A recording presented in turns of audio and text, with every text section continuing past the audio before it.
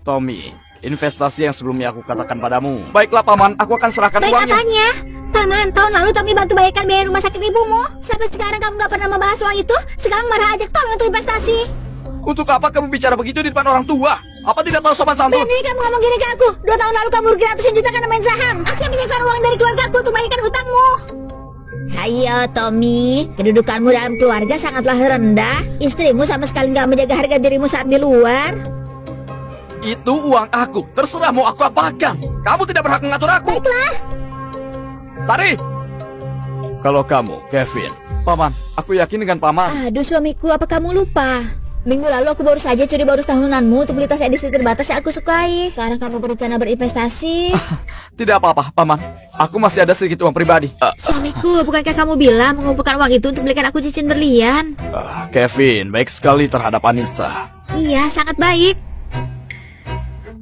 Bukankah kamu bilang harus bijaksana menggunakan uang, selalu menjalankan pola hidup hemat sesuai kemauan? Kamu malah mengambil uang untuk beli tas. Membohongi dia. Jika aku nggak ngomong begitu, gimana aku bisa menghentikanmu untuk berinvestasi? Aku harus bertengkar denganmu di depan umum. Bisa tidak kamu menjaga harga diriku di depan kerabat? Harga diri, harga diri, harga diri. Kamu hanya tahu menjaga harga diri. Memang harga diri lebih penting dari uang. Di otak kamu hanya ada uang. Setiap kali kerabat meminta bantuan kita, kamu bersikap sangat dingin. Apa tidak punya rasa empati? Tahu apa kamu? Ini disebut bijak menjaga harta. Bijak apaan?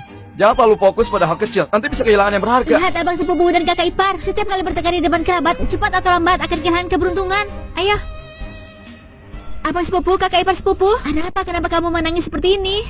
Ayahku sakit, tidak bisa membayar biaya rumah sakit. Bagaimana bisa? Bukankah minggu lalu naik pangkat dan naik gaji? Gak usah dibahas lagi. Setiap kami bertengkar selalu ada kerabat yang datang untuk pinjam uang. Kami pinjamkan uang tabungan sekolah anak kepada bibi keduanya. Sekarang ayahnya sakit sangat membutuhkan uang. Dia malah nyuruh aku untuk pinjam uang pada keluargaku. Atas dasar apa? Kamu lihat ini. Kevin, kamu lihat ini. Buku catatan keuangan kakak ipar penuh dengan uang yang dipinjamkan setelah bertengkar. Ternyata kerabat sengaja memilih waktu untuk ambil kesempatan. Kevin, lihat. Kamu cuci piringnya gak bersih. Kalau begitu mulai sekarang jangan suruh cuci lagi. Pemalas kamu. Yo, Kevin, ada apa ini? Kenapa kasar begini? Tentu saja karena Anissa.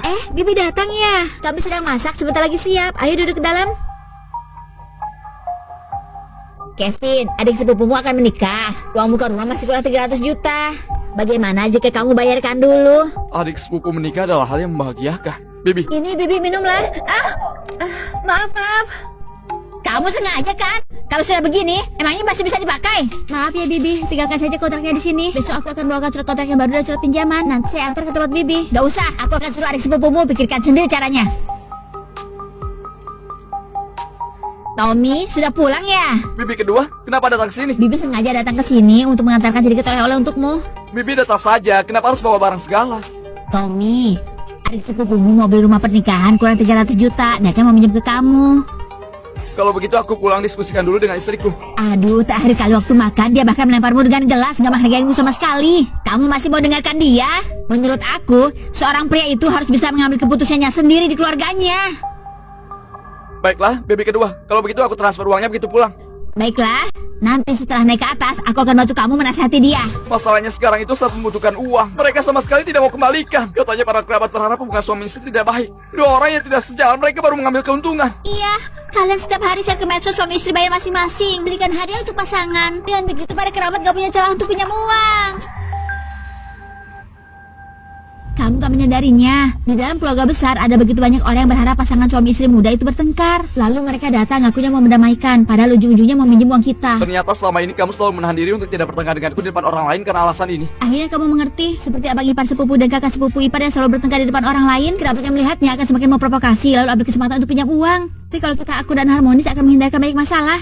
Ternyata ada begitu banyak hal yang rumit. Baiklah, jika nanti aku bertengkar denganmu, harus diselesaikan di balik pintu secara pribadi. Di depan orang harus menunjukkan saling mencintai. Aku mau lihat siapa yang bisa Betul itu, menetral. harus membiarkan mereka tahu bahwa pondasi keluarga kecil kita sangat kokoh.